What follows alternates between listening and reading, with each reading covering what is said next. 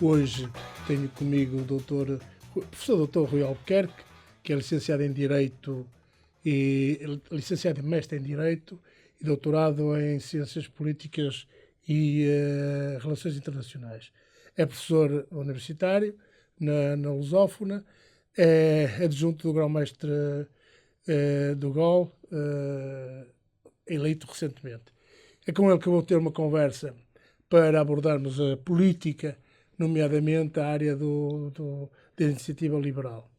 E começaria por fazer aqui uma pequena provocação, que é o Rui é um grande historiador do liberalismo do século XIX.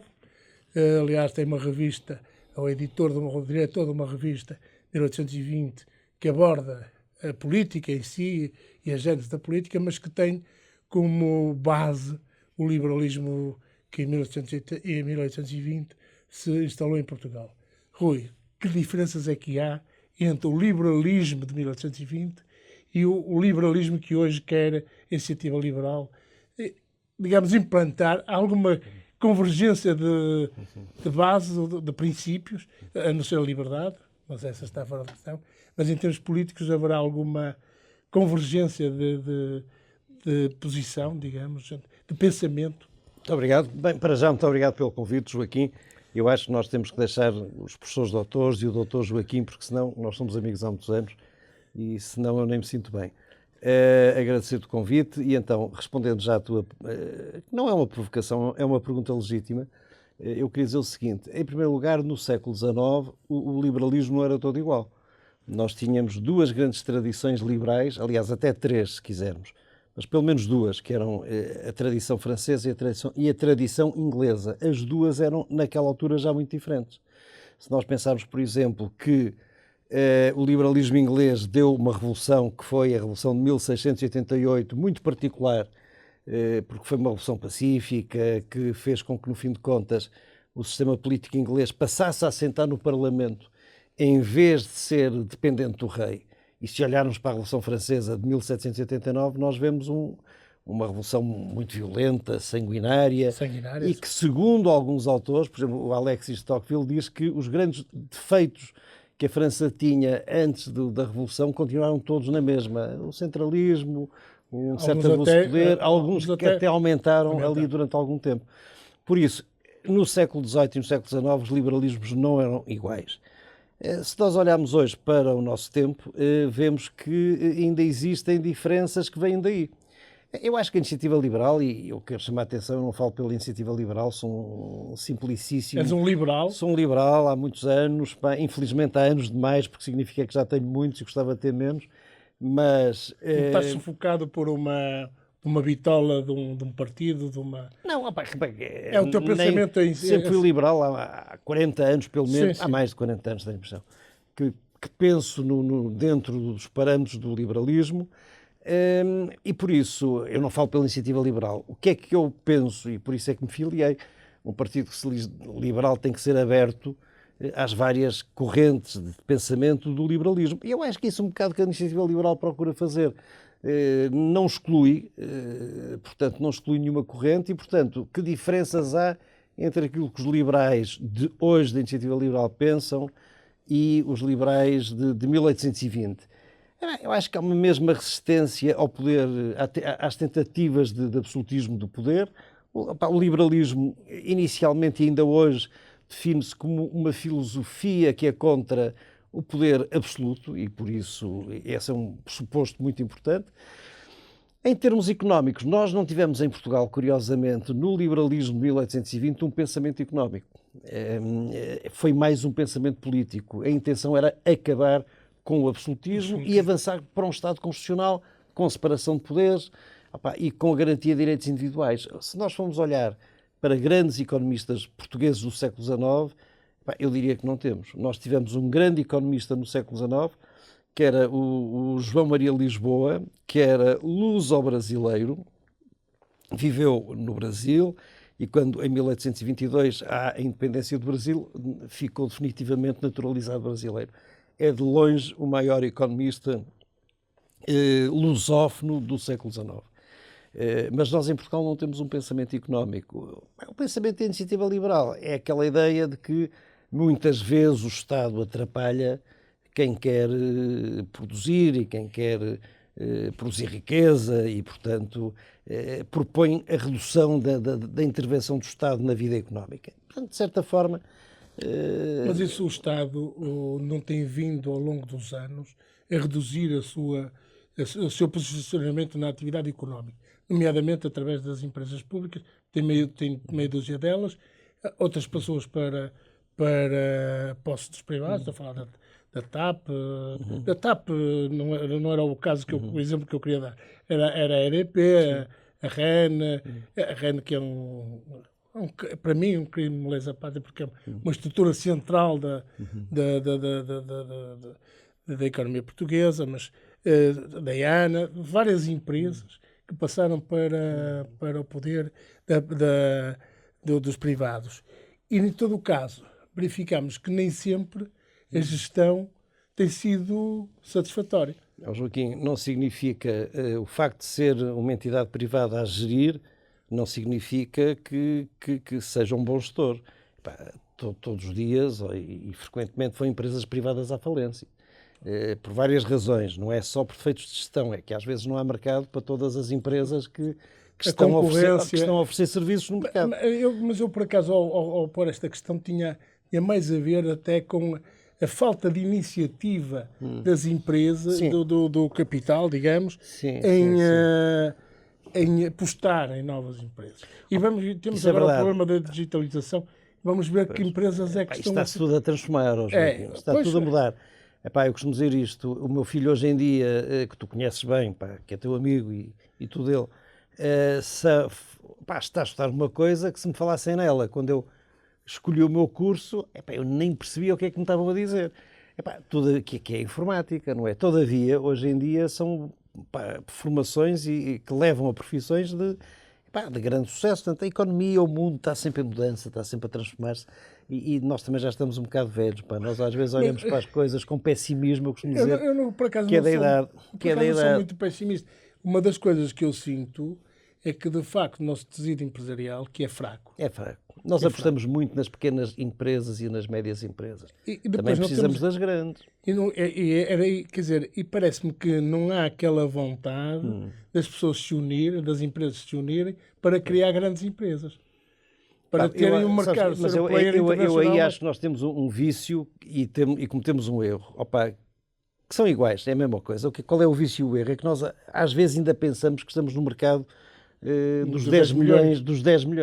Nós estamos no mercado dos 450 milhões, que é o mercado único europeu, e as nossas empresas, muitas vezes, algumas delas, não se apercebem disso ou não querem enfrentar o desafio comunitário. O mercado europeu é dos melhores mercados do mundo, porque ainda por cima os consumidores têm poder aquisitivo, o que não acontece em muitos outros mercados. Mas as nossas empresas às vezes pensam pequenino, isso é um facto. Pensam para isto, pensam para os 10 milhões de normalmente só vocacionados muito, não para a indústria, não para a produção, mas mais para o comércio. Sim, para os serviços. Para os serviços. É o mais fácil. É o que é o mais fácil. E isso nós vemos isso pelo turismo, Joaquim. É mais fácil. Os consumidores aparecem aqui, é preciso dar-lhes de comer, de beber, pô-los aí a dormir, ver se eles se divertem um bocado. E, portanto, isto é mais... Eu li recentemente um artigo, e até um artigo interessante sobre a perspectiva das remunerações dos salários e do aumento dos salários. E, por acaso, alguém que dizia que não é muito favorável que esse aumento dos salários sem aumentar a riqueza. Ou seja, que os salários devem... Mas ele também diz que a riqueza também só é aumentada se houver aumento. É uma pescada de rabo na boca, mas é um facto que sem riqueza não há dinheiro para distribuir. Portanto, os salários são uma forma de distribuição de rendimento. E por isso é preciso aumentar o rendimento das empresas para se conseguir distribuir através do salário. É o multiplicador do salário, não é? Isso é outra faceta. Também tem um efeito multiplicador, porque as pessoas, obviamente, com mais dinheiro no bolso, consomem mais. E isto, por sua vez, desenvolve a economia. Não é isso. Isso parece-me óbvio. Agora, nós temos baixos salários, efetivamente. Esse é o nosso grande problema. são os baixos salários, pá, porque as coisas em Portugal, com exceção da habitação, opá, nem são caras. Em termos comparativos com a Europa, opá, nós temos bons restaurantes a preços razoáveis, se não formos para os gourmet, que também não são bons restaurantes. Portanto, isso é outra história. Temos bons restaurantes, pá, temos hotéis bons, pá, temos, pá, quer dizer, as coisas não são muito caras, os salários é que são muito baixos. E isso também afugenta as pessoas, os melhores, não é? Porque acabamos por ficar claro, com aqueles que, pá, não direi nós estamos os piores, mas aqueles que efetivamente... Não, são pessoas que não significa que sejam piores ou melhores, são pessoas que tiveram, às vezes, outras oportunidades que não foram tão risonhas como a das outras pessoas, ou que têm outra mentalidade, pá. Mas há uma queixa hoje muito presente na economia portuguesa dos empresários, é que não têm mão de obra qualificada. Se eles não pagam o aqui não é só dos empresários, é dos empresários e é de toda das a gente. escolas, não é? Opá, das escolas, pá, quando tu precisas de serviços, pá, muitas vezes, por exemplo, opá, ali em Albergaria Velha, onde eu sou, pá, onde tu também já estiveste, para arranjar alguém que te faça alguma coisa, seja um carpinteiro, seja um eletricista, seja um ferreiro, pura e simplesmente não há. Pá, também o país, a certa altura, também desinvestiu deste tipo de ensino profissional. Pá, que é importantíssimo, porque, como por exemplo, desinvestiu, aliás, ele não desinvestiu, foi o mercado que se retraiu, da formação superior de professores. Pá, porquê? Porque há 15, 20 anos um professor ia para o desemprego. Hoje em dia, pá, todas as escolas se queixam, e nós vemos, ainda agora ao governo, pá, faltam professores em tudo quanto é sítio. Portanto, isto também é uma questão cíclica, ou seja, quando há excessiva oferta, como é evidente, retrai-se a procura, mas quando a procura se retrai, a oferta, a partir de uma certa altura, deixa de existir e é preciso outra vez investir nesses setores. Isso está a acontecer na educação, e acontece nas profissões. Mas aqui, no caso dos professores em particular, não é uma questão de falta de planeamento, porque havia uma perspectiva de uma queda demográfica. O que acontece é que temos o aumento da demografia por via da imigração, não é? Da imigração e de estarmos num espaço aberto. Mais uma vez, nós pensamos o país como se fôssemos 10 milhões aqui fechados, como éramos durante o Estado Novo, e depois do Estado Novo até aderimos às Comunidades Europeias em 86. Nós vivemos num mundo aberto. E isso, às vezes, os políticos não pensaram nisso. Não pensam a médio e longo prazo, mas de facto, se tu quiseres hoje fazer a mala e ires viver para a França, vais ver para a França como se estivesses no teu país de origem. É a mesma coisa. Isto cria-te oportunidades absolutamente espantosas. Por exemplo, o miúdo hoje em dia que estuda na universidade, com aquela coisa dos Erasmus, isto é uma coisa do outro mundo. Tu estás a fazer aqui a tua formação em medicina. Se quiseres, vais tirar um semestre ou um ano para um país do espaço Bolonha, sensivelmente da União Europeia, vens para cá como se tivesses feito aqui o curso. Sim. Esse ano. Isto dá-te, ainda te lembras quando nós íamos antigamente a Paris, tínhamos que começar a planear a viagem com 3 meses de antecedência, depois ias a uma agência de viagens, depois vinhas lá assim com um embrulho, depois passa... Hoje em dia basta o cartão de cidadão e ires à internet e marcas uma viagem. Daquelas baratas low cost e, portanto, rapidamente estás... É outro mundo. É outro mundo. Entrando agora, tu declaraste recentemente apoio ao Tiago Maia. Eu tenho ouvido algumas críticas muito de gente da Iniciativa Liberal ao atual líder da Iniciativa Liberal, que não tem representado os valores fundadores, digamos, da Iniciativa Liberal. É por isso que tu, de facto, mudas, não é mudar, mas por isso que tu apoias o Tiago Maia, porque ele fez uma campanha presidencial, autárquica, foi bom candidato. Com alguma serenidade até. Eu acho que no Partido Liberal não se pode ter medo da concorrência. A concorrência, a ideia de concorrência é uma velha ideia que já vem do Adam Smith e, portanto, é um princípio, é um postulado do liberalismo. O que eu acho que tem faltado na Iniciativa Liberal é concorrência interna. Sempre que aparece alguém que põe em questão o rumo do partido, as pessoas parece que ficam zangadas. E ficam tão zangadas que as pessoas que levantam estas questões têm que se ir embora. Aconteceu, por exemplo, com a Carla Castro, que era um excelente quadro do partido, candidatou-se à liderança, e depois houve ali uma série de episódios que eu acho que não foram muito gratificantes para o partido, nem para a direção, e ela não se sentiu bem, foi-se embora. O que é que eu acho? Acho que houve ali uma mudança que maculou a iniciativa liberal, que foi a forma como o João Coutinho de Figueiredo abandonou a liderança. Epá, não digo que não devesse fazer, com certeza, não está em causa, cada um faz da sua vida o que entender, mas a maneira como ele saiu, e passado 5 minutos ou 10 já estava a dizer que tinha um bom sucessor, e passado, ainda no mesmo dia, apareceu o sucessor a dizer que sim senhor, estava ali para o que fosse preciso. Epá, foi de uma falta de transparência muito grande. E isso causou problemas. A Carla Castro candidatou-se, e portanto o que eu acho neste momento que falta à iniciativa liberal, como a qualquer partido, é lá dentro uma oposição civilizada. As pessoas não têm que ser inimigas porque tem opiniões diferentes, não é? Têm perspectivas diferentes sobre o rumo dos partidos. Mas isso é uma questão, acho que é transversal aos partidos. Mas não é tão grave como tem sido na iniciativa liberal.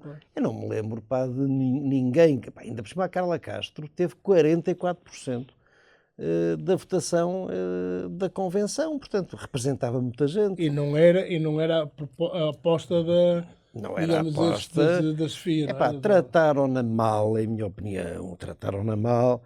Quando ela é uma senhora docíssima, encantadora quase, é uma mulher encantadora, não havia necessidade, como dizia o outro, para quê? Quer dizer, eu se estivesse na liderança de um partido, e se tivesse uma pessoa como a Carla Castro, caramba, aproveitava imediatamente, que ela é altamente qualificada. Mas isso é um problema. Joaquim, basta dizer que foi ela quem fez aquele célebre programa de iniciativa liberal, foi ela que o cortou e saiu uma obra muito boa. Passado uns tempos, porque se candidata, é-lhe criado o ambiente para se ir embora. E não foi só ela, foi imensa gente. Sim, muita Olha gente. O Vicente Ferreira da Silva. Por acaso, um elemento que faz parte aqui do painel. Pois, também conheço, sentiu-se mal, foi-se embora. Foi-se embora, sim. Eu acho que isto é que é preciso estancar, porque senão um dia deste, a iniciativa liberal também... acontece como no Bloco, talvez. Acontece como no velho CDS. Sai outro, e a certa altura... O próprio Partido Comunista, não é? Claro, o Partido Comunista tem vindo a encolher porque também tem vindo a fechar-se. Não é? Por acaso, era uma discussão que estava a ter ali há pouco, é que o Partido Comunista parece que está num processo de negação, de autonegação. E, portanto, não se abre às pessoas, não se abre à massa. E um partido que era de massas, hoje só se for um partido de massas de elites. Hoje em dia o Partido Comunista é um partido de elites, é o partido da vanguarda do proletariado. Está lá a elite dirigente e cada vez menos militantes e cada vez menos eleitores. Uma das coisas que eu mais critico, entre aspas, na iniciativa liberal é pouca clarificação relativamente a alguns temas, nomeadamente a saúde, que eu percebo o que é que eles querem dizer. Não percebo como se depois vai financiar com a política de impostos que querem que querem pôr no terreno. Porque o imposto único de 15% ou 25% favorece uma determinada margem da população. O resto da população fica afetada por isso, porque depois não tem os outros serviços. É uma das questões que mais me... eu não tenho a certeza, repara, a ideia do imposto único parte do pressuposto que com a atual estrutura que nós temos do imposto sobre os rendimentos, pouca gente paga esse imposto. Porque até um certo rendimento não paga, a partir de um certo rendimento... Portanto, se tu tiveres um imposto único, ainda que esse imposto seja mais baixo do que o escalão mais alto, por exemplo, do IRS, e que seja um imposto pago por toda a gente, se calhar a receita é capaz de não ser tão baixa ou não baixar tanto quanto aquilo que aparentemente se possa pensar. Agora, como é evidente, se me perguntares, eu não sou economista és tu, se me perguntares, vai dar resultado? Não te sei dizer. Até porque nós somos um país com um endividamento muito grande. Se isto fosse uma tábua zero, ou seja, se desse para pagar tudo que está para trás, sim, não tinha dúvida que essa era uma boa solução, mas nós temos um peso da dívida muito grande e temos que o pagar. Por exemplo, quando os Estados Unidos da América se criaram, não é? Sim. Que os impostos eram quase, baixos, claro, eram baixos. era quase zero, não é? Sim, era, pá, aquilo passou em 1776, não é? Quando eles proclamaram a independência. Os impostos Eram baixos, mas eram aqui baixos. também eram nessa altura. Ninguém, pá, que impostos é que nós tínhamos na segunda metade do século XVIII? Tínhamos alguns, não é? Sim, tínhamos alguns. O rei tinha. Tinhas, e até, aliás, Aliás, quer dizer, constava-se que ali tinha, na alfândega, havia lá um posto onde o rei até tinha lá umas instalações onde ele ia lá verificar a entrada dos barcos e não sei o que, não sei o que mais. Talvez, mas repara, mas o nível da tributação era mais baixo. Claro. O que antigamente havia era uma variedade grande de impostos, que aliás era uma das coisas que caracterizava a inexistência do Estado soberano. Toda a gente cobrava impostos, a Igreja, os senhores, o rei quando podia, pá, portanto, e a monopolização do direito ao imposto é uma das características da formação da soberania e da criação do Estado soberano moderno. Isso é verdade, sem dúvida nenhuma, mas em termos de rendimento efetivo, nessa altura todos pagávamos menos impostos, porque o Estado também não tinha o conjunto de responsabilidades que, entretanto, adquiriu. Claro. O Estado não gastava dinheiro em educação, o Estado não gastava dinheiro em saúde, o Estado não gastava dinheiro praticamente em estradas. A justiça era o que era, portanto, o Estado pouco dinheiro gastava. Mas a não ser o rei Sol, por exemplo, em França, Luís XIV, que para fazer as suas grandes levou obras, a França à falência. praticamente à falência, mas andou a pedir impostos a tudo quanto era, como depois até nós em Portugal, não é? Foi por causa disso que o Luís XVI, coitado, perdeu a cabeça, em sentido físico. Porquê? Porque os Estados Gerais, que eram as Cortes Gerais francesas, já não reuniam desde 1614, desde o Luís XIII.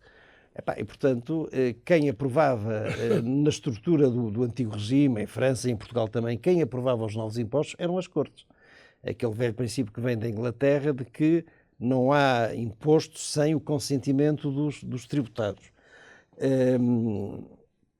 O que é que aconteceu? Aconteceu que vários reis foram gastando, e um dia o Luís XVI, coitado, estava sem dinheiro e era preciso arranjar dinheiro. Ele tinha na altura um ministro que era um bom ministro, que era o Necker, que era ministro das Finanças, e que era suíço, que lhe aconselhou a criar uns impostos novos e a convocar os Estados Gerais para obter essa aprovação. Foi o fim dele. Convocou os Estados Gerais e aquilo correu muito mal. É que, de facto, hoje... Correu muito mal para ele. Não é? A Europa portanto, tem um Estado Social que é grande, não é? Sim. Que é, digamos, manifestamente um absortor de grandes verbas. E é esse Estado Social que nos tem mantido alguma estabilidade. Sim. Se nós não continuarmos a criar condições para esse Estado Social se manter, podemos estar num problema sério. Mais uma vez, é uma pescada de rabo na boca. Tu, para manter o Estado Social, tens que gerar riqueza. Para gerar riqueza, tens que, depois de gerar riqueza, tens de pagar impostos. Se calhar, se pagares impostos muito, muito altos, a criação da riqueza diminui. É fazer a quadratura do círculo. E essa é uma grande dificuldade. Mas essa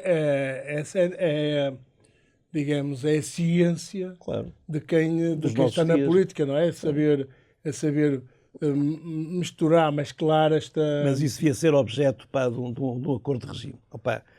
Porque o problema é este. Tu não podes mudar de governo e mudar as políticas públicas que batem nessa área só porque mudaste de governo. Quer dizer, acho que isso é irresponsável, porque vêm uns, cortam aqui, depois vêm outros, aumentam acolá. Devia haver políticas públicas transversais, sobretudo aos grandes dois partidos do regime, que são o Partido Socialista e o Partido Social Democrata, deviam se entender nisso. Mas nós não conseguimos fazer isso. Desde o 25 de Abril até hoje, seja na justiça, na educação, é muito difícil de fazer pactos de regime. Na justiça, o Dr. Rui Rio teve hombridade, digamos, de propor, não é? E viste o que é que aconteceu à proposta? E o que aconteceu a ele, não é? E a seguir o que é que lhe aconteceu a ele? Infelizmente, o que lhe aconteceu a ele, não é? Aliás, o Partido Socialista não aceitou a proposta. Foi um erro. Aliás, eles deviam ter aceitado... eles não tinham que aceitar a proposta imediatamente, mas deviam ter aceitado conversar sobre ela. Epá, para se entenderem, epá, depois era mais para cima, mais para baixo, mas era fundamental olhar para fazer uma reforma da justiça, cara. Porque, de facto, é um dos grandes déficits da democracia portuguesa, é o Estado da Justiça. E é um problema para a economia, porque Muito num grave. país onde a justiça funciona mal, epá, a economia não pode funcionar E bem. depois, quando os processos demoram o tempo que demoram, Claro. quer dizer, quem tem um processo na Justiça, seja ele qual for, fica refém, digamos, desse processo. A vida toda. É a vida toda. Às vezes andam anos e anos, a 20 vida anos toda. até, sem qualquer decisão do tribunal. E isso é um problema sério. Epá, que nós isso temos. é muito mau para a imagem externa do país, pá, e é muito mau para a economia do país. Ninguém gosta de... Pá, grandes investidores, ninguém gosta de vir investir num país onde depois, se tu tiveres um problema de cobranças, isto, daquilo, estás 10, 15, 20 anos à espera de uma sentença. Há coisas que eu não percebo. Esta questão da justiça é uma delas. Sim. Porque, efetivamente, nós temos um quadro de pessoal, de recursos, que é igual ao do resto dos países europeus. Sim. Às vezes até é É superior. superior, e estamos sempre a pedir com a falta de recursos. Aqui temos... Organização, É a legislação que temos, nós somos um país conhecido por ter muitas leis. Temos muito leis, securitário, muitas não é? leis. Não, muitas leis, pá, temos leis, e costuma-se dizer que para os inimigos basta a lei. Temos tantas, pá, que se tu tiveres um inimigo qualquer, has de descobrir uma, pá, que aplicada o prejudica, não é? Não, opá, temos leis a mais, temos uma estrutura, opá, depois também temos uma estrutura envelhecida, pá, nós entramos aí nos tribunais. Os tribunais devem ser sítios com solenidade, com sobriedade, pá, que impressionam quem lá entra. Epá, às vezes a gente entra em tribunais que parece que está nem sabe aonde, pá. apesar da senhora dizer, da PGR, falar nas grávidas nas gravidezes que assolam os magistrados e que, portanto, retira recursos para o tratamento dos assuntos. Pá, mas isso acontece em todas as profissões, há mulheres em todas as profissões. Ela veio trazer isso, felizmente, não é? de facto, o silêncio dela Há mulheres em todas as profissões. justificava-se. Rui, uma das coisas que eu não vi no programa da Iniciativa Liberal fala muito na descentralização. Foi um processo até que se iniciou e que a maioria está a conta, mas raramente, ou nunca ouvi falar da regionalização. Pois, aí acho mal, porque o liberalismo deve obedecer ao chamado princípio da subsidiariedade, que é o princípio segundo o qual o poder deve ser exercido o mais próximo possível do cidadão. Preferencialmente até deve ser exercido pelo próprio cidadão destinatário. Isto é a ideia da autárquica, a ideia da autarquia. Portanto, a regionalização, obviamente, era olha, ainda não É um dos grandes patamares. Ó, Joaquim, tu conheces bem, pá, eu estive estas férias, depois de ter estado 2 semanas de Covid, consegui uns dias com a família, fomos a Viena da Áustria. A Áustria, que é um país mais... Diga-se passagem que fizeste umas visitas muito interessantes. Eram engraçadas. A Áustria, que é um país mais pequeno e com menos população do que nós, é um Estado federal. Pá. Nem é um Estado regionalizado. É um Estado federal. Portanto, porque é que as pessoas aqui têm medo de dar poder... dar poder ao povo, no fim de contas, é isso. Não se percebe porque é que têm medo. Porquê? Porque isto é um Estado unitário, porque somos poucos. Habitualmente é o argumento. Volto a dizer, a Áustria é um Estado federal e tem menos população e menos território do que nós temos. Portanto, não é por aí. O que nós estamos habituados há muito tempo é a ser um Estado centralista, centralizado em Lisboa. Nós, quando éramos pequeninos, não sei se te lembras, na escola primária, ainda do tempo do Dr. Salazar, era-nos ensinado que Portugal tinha sido o primeiro Estado soberano da Europa. E se calhar fomos. E nós habituámos há muito tempo a viver pendurados no Estado e o Estado a centralizar o poder. Cada vez mais. Vez mais. Eu costumo dizer que ainda bem mal que os lisboetas vivem lá.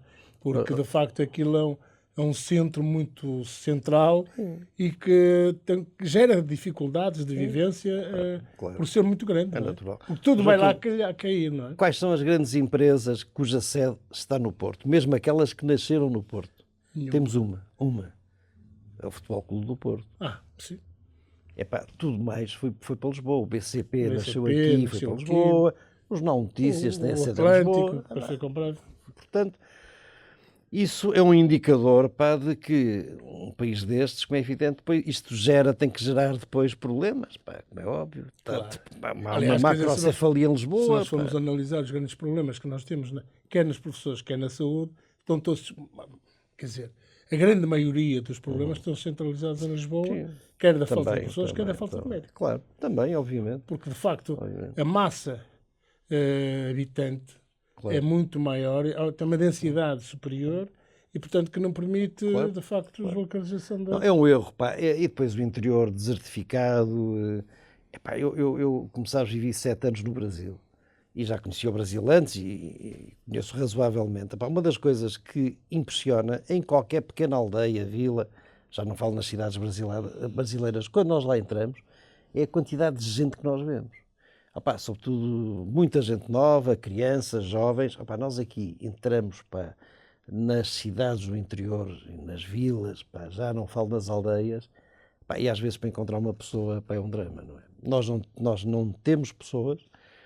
Epá, felizmente estamos a ter vagas de migração, pá, grandes, pá, porque ajudam-nos a compor isso, mas também não é solução para tudo. Quer dizer, nós precisávamos em Portugal de ter mais gente nascida aqui, pá, porque Mas de facto... o problema é uma questão sociológica, porque as mulheres também têm o direito de fazer as suas carreiras profissionais, mas que no tempo da minha mãe e da tua, Sim, não havia essa preocupação, não é? Não havia essa grande preocupação, mas já... Porque, de facto, as empresas também não têm criado condições para que os filhos dos seus funcionários possam ser tratados como nós éramos nesse tempo. Epá, e depois também há outra questão, e tu é que és economista, pá, mas ter um filho é uma decisão económica muito grave, epá, porque é um investimento para toda a vida. Mas eu acho que é um erro. Deixa-me agora... Eu acho que é um erro porque quer dizer, cada um teve a sua vivência. Mas eu acho que os meus pais quiseram ter filhos para ter filhos. Sim, não pensaram, quer dizer, que aquilo era um custo. Temos que o alimentar, Aqui, antigamente tudo isso também era diferente. Porque tu repara, antigamente a mortalidade infantil era muito superior. Muito alta. Era normal, pá, numa família... Acho que todas as famílias tiveram um tio, pá, que morreu em criança. Pá. Sim, sim. Opa, eu, por exemplo, tive um. Os meus avós maternos tinham 4 filhas e chegaram a ter um filho, mas que morreu ali, pá, com um ano, com uma porcariazita, com 1 ou 2. Epá, portanto, esse era um aspecto também importante. Por outro lado, epá, a vida também era diferente. Pá. Nós às vezes vivíamos todos fora das grandes cidades, pá. Epá, a economia doméstica. Hoje em dia, pá, tu se vives numa grande cidade, o miúdo começa logo a gerar despesa. E os pais têm que fazer contas a isso, cara.